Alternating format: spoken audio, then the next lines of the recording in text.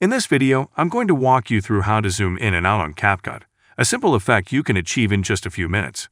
Let's dive right in and get started. I'm using the PC version of CapCut, and as you can see, I've already placed my video onto the timeline. Now the first step is to decide where you want the zoom in effect to begin. Move your cursor to the starting point on the timeline. I'll choose this spot right here. Once you're happy with the position, this is now locked in and is our starting point. Next, head over to the top right corner of the screen. With your video track selected, go to Video, then click on Basic. Under Transform, you'll see the option to add a keyframe. A keyframe is essentially a marker that tells CapCut where you want the zoom effect to begin and how it should evolve over time. Click on the Add Keyframe button.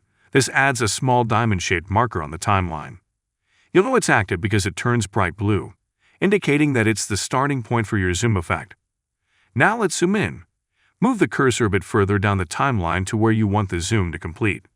Click on the video clip again, then head to Scale and use the slider to increase the zoom level. You can also adjust the X and Y axis if needed, but for now, let's just focus on scaling. As you increase the scale, you'll notice another keyframe has appeared. This marks where the zoom will end. Let's say you want a dramatic zoom, so I'll crank it all the way up. Now we have two keyframes, one at the start of the zoom and one at the end.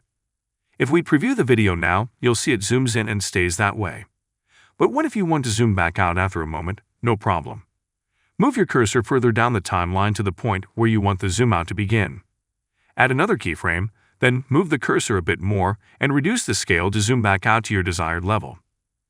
CapCut automatically adds a keyframe here, so when you preview the clip again, the video zooms in, stays for a while, and then smoothly zooms out.